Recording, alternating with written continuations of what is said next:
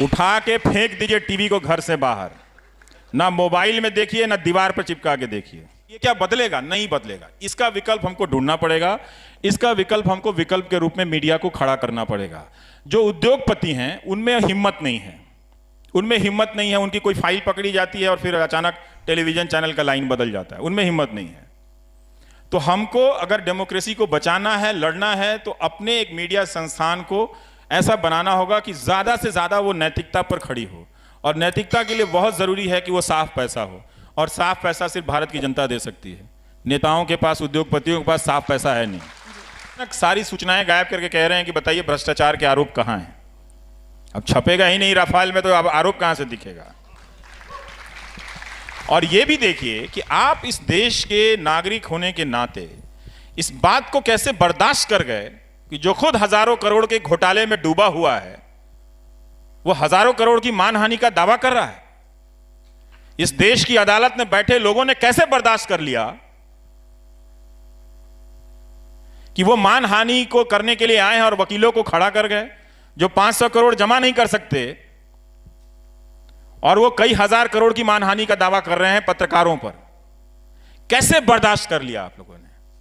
क्योंकि आपने एक नेता के लिए सारे उसूलों को तोड़कर बर्दाश्त करना सीखा, और अब आप किसी भी अरे गहरे उद्योगपतियों के लिए भी यह बर्दाश्त कर रहे हैं कि वो आपके लोकतांत्रिक मूल्यों पर आपके सामने हमला करके चला जाए, और आप बर्दाश्त कर गए। कहां गया आपके भीतर ये बेचैनी पैदा क्यों नहीं हुई कि आपके लोकतंत्र में हो क्या रहा है? एक स्टोरी छपने पे 1000 करोड़ की मानहानि का दावा करेंगे आप। ₹1.25 की मानहानि का कानून बनाइए। ये तो बहुत बड़ा सामंतवाद है। हम लोकतांत्रिक व्यवस्था में हैं। अब भाई आप हैं क्या जो आपकी मानहानि 1000 करोड़ की हो गई? क्या हैं आप? ₹1.25 की आपकी मानहानि होनी चाहिए, ₹1.25 की मानहानि मेरी भी होनी चाहिए, और ₹1.25 की मानहानि गरीबों की भी होनी चाहिए। किसी का मान सम्मान किसी से ऊंचा होगा, यह सामंती सोच है। वो अनिल को समझाइए, और नहीं तो अंबानी जी को समझाइए। मान सम्मान में बराबरी होनी चाहिए। यह आप कैसे बर्दाश्त कर गए? हम सब की जो जिंदगी है, उसका जो सम्मान है, संविधान हम पे बराबर रूप से हम पे अर्पित होता है कि हम सब एक दूसरे के बराबर हैं। भाईचारे में, मजहब के सम्मान में, मौलिक अधिकारों के इस्तेमाल में हम सब बराबर हैं। तो उनकी मानहानि 1000 करोड़ की कैसे हो गई? ₹1.25 की होनी चाहिए, मेरी भी ₹1.25 की होनी चाहिए, आपकी भी ₹1.25 की होनी चाहिए। तो मानहानि का कानून बदलिए। ये जो डराने की जो बात है, पर बड़ी बात है कि आर्थिक रूप से संपन्न होने से पहले या सक्षम होने से पहले इन नई वेबसाइट्स ने बड़ी खबरें की हैं, अपना इरादा बताया है, उन्होंने लोहा लिया है। वरना मुख्य धारा के न्यूज रूम में उद्योगपतियों के बारे में बोलने की परंपरा समाप्त हो गई है, और उन्हीं के जरिए, उन्हीं के इस्तेमाल से डेमोक्रेसी खत्म की जा रही है। डेमोक्रेसी कोई डिब्बा नहीं है कि कोई वहां से ले गया। डेमोक्रेसी के खत्म होने की बात का मतलब यह है कि आप जो उस कुर्सी पर बैठे हैं, आपके बोलने की आज़ादी चली जाएगी, आपके सोचने की आज़ादी चली जाएगी, आपके लिखने की आज़ादी चली जाएगी, और आप एक गुलाम स्थिति में रहेंगे। तो जब इसी स्थिति में रहना था तो फिर 100 साल क्यों लड़े आप? नहीं लड़ते जब गुलामी ही स्वीकार थी। तो इस तरह से जो छोटे छोटे वेबसाइट पर जब हमला किया, मैं उम्मीद कर रहा था कि लोगों को खड़ा होना चाहिए था, और सबसे ज्यादा तो हमारे प्रधानमंत्री को खड़ा होना चाहिए था। इस डेमोक्रेटिक सेटअप के सबसे ज्यादा लाभार्थी कौन है? वही हैं इस वक्त, तो वही हैं। इस डेमोक्रेटिक सेटअप के सबसे बड़े बेनिफिशियरी कौन है? वही हैं। तो वो किस तरह का पब्लिक ऑर्डर बना रहे हैं, या जो पब्लिक ऑर्डर खराब हो रहा है उसके प्रति उनकी चुप्पी। चूंकि अब वही सब जगह हैं, हर तरह की योजनाओं में उन्हीं का फोटो है। मंत्री का तो मंत्री नजर नहीं आते हैं, वो तो ट्वीट करने में लगे रहते हैं। भारत का शिक्षा मंत्री शिक्षा पर जितना ट्वीट नहीं करते, उससे ज्यादा प्रधानमंत्री के ट्वीट को रीट्वीट करते हैं। प्रकाश जावड़ेकर। इतनी क्राइसिस है एजुकेशन में, लेकिन अच्छी बात यह कि हमेशा हंसते हुए दिखते हैं।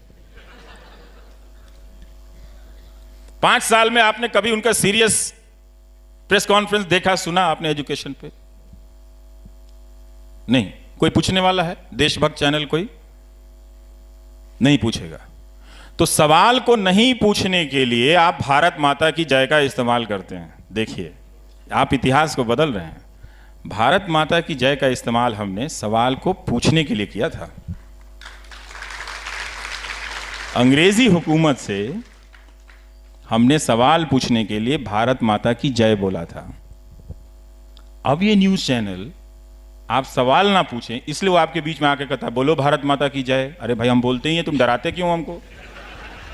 तो ये एक मीडिया का जो एक पैटर्न है, बहुत सारी चीज़ें खराब हो रही हैं। इसके बीच जो चीज़ें बन रही हैं, मैं देखना चाहूँगा कि क्या जो मेन स्ट्रीम मीडिया का जो रीच आउट है, जो उसकी पहुँच है, उसको कोई मैच कर रहा है। कोई वायर मैच कर रहा है, या कोई स्क्रोल मैच कर रहा है, कोई न्यूज़ लॉन्ड्री मैच कर रहा है, कोई ध्रुव राठी मैच कर रहा है, बहुत सारे, कोई अभिसार शर्मा, कोई आरफा मैच कर रही हैं। अकेले लड़ना थोड़ा मुश्किल होता है, पर अच्छी बात है कि लड़ रही हैं। हमारी दोस्त आरफा, वो कुछ भी कहती है, उनकी बात गलत नहीं होती, उनका मजहब नजर आता है लोगों को। तो आप क्या खड़े हुए या लोग क्या खड़े हो रहे हैं कि आरफा खानम जब बोलेंगी तो उनकी बात गलत हो सकती है या सही होती है, हो सकती है, हम इस पे विचार करेंगे। क्या हम उनके मजहब को आगे करेंगे? ये बुज़दिल इंडिया है जो सवालों से भागता है और भागते हुए भारत माता की जय का इस्तेमाल करता है। ये बुज़दिल इंडिया है। वो जो एक एंकर, मैं यहां आने से पहले उस एंकर का कार्यक्रम देख रहा था, तो वो कह रहे थे उनको कोई फर्क नहीं पड़ता है। अरे भाई, क्यों फर्क पड़ेगा? हुकूमत तुम्हारे साथ है, तुम्हारे ऊपर कुछ होता है, धक्का मुक्की होती है, तो अलीगढ़ मुस्लिम यूनिवर्सिटी के बच्चों पर देशद्रोह का मुकदमा हो जाता है, तुम्हें क्यों फर्क पड़ेगा? तुम क्यों कह रहे हो कि तुम्हें फर्क पड़ेगा? फर्क आरफा को पड़ना चाहिए, अभिसार को पड़ना चाहिए। ये क्यों इतने बड़े देश में 4 लोगों का बोलना इतनी बात अहम कैसे हो गई? इतना सा सोच लेंगे, आपको जवाब मिल जाएगा। फिर आप मुझसे ये नहीं कहेंगे कि मोदी जी ने एक तो अच्छा काम किया होगा, वही तारीफ कर देते आप। जब मैं गाली देने वालों से बहस करता हूं तो वो कहते हैं अक्सर मुझे, एक तो अच्छा काम किया होगा। इतने सारे अच्छे काम किए, बताया तो मैंने कि कितना सारा अच्छा काम किया। जी, आपने जिस तरीके से जिक्र किया शिक्षा मंत्री का, शिक्षा को लेकर आपने एक बहुत लंबी सीरीज की थी, शिक्षा को लेकर आपने बहुत सारा काम किया। उस सब के बाद आपको क्या हिंदुस्तान में जो शिक्षा प्रणाली है उसका क्या आकलन आप करते हैं?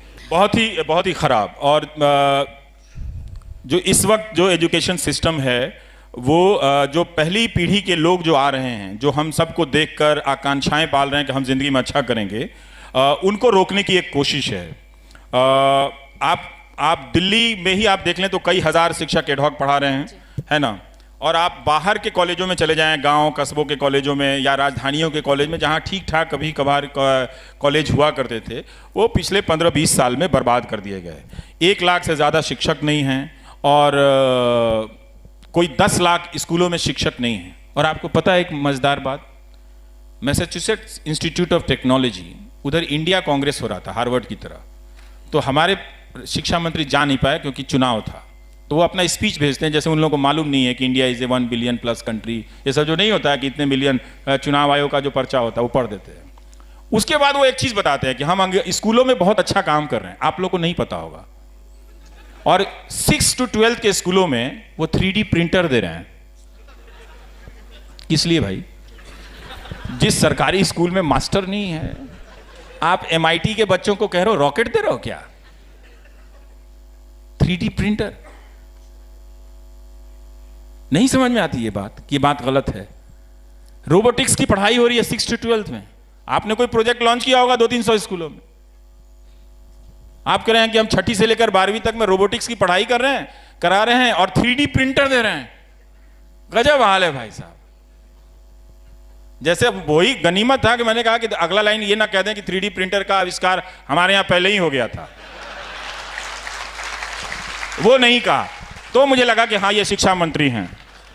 जब दावा उन्होंने नहीं किया कि 3D प्रिंटर का आविष्कार हमने प्लास्टिक सर्जरी से पहले किया था, तब लगा कि हाँ वो शिक्षा मंत्री हैं। बहुत ही बुरा हाल है। अब मुझे दुख होता है कि इसका सबसे बड़ा सफरर कौन है? स्टूडेंट्स हैं।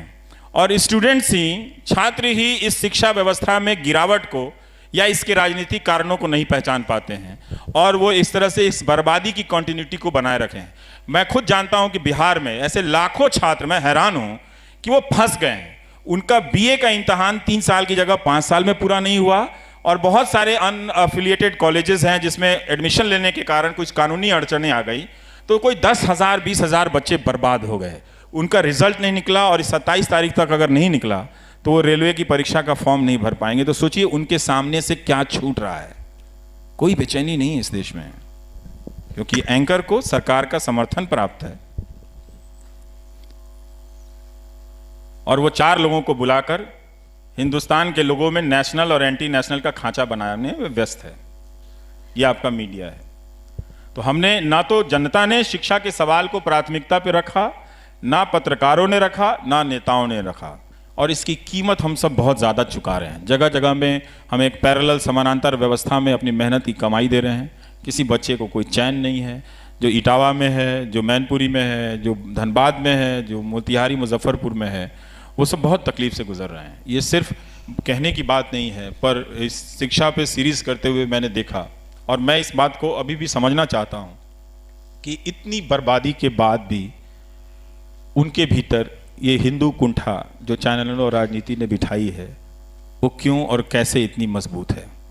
मेरा अपना शक है कि आज भी उनसे कहा जाए कि तुम अपनी बर्बादी को रहने दो, इस हिंदू कुंठा को चुन लो, तो शायद वो चुन सकते हैं। पर उन्होंने मुझसे वादा किया है कि अब वो इस राजनीति को समझ गए हैं, अब एजुकेशन के सवाल को प्राथमिकता देंगे अपने कोई भी दल को वोट करते हुए।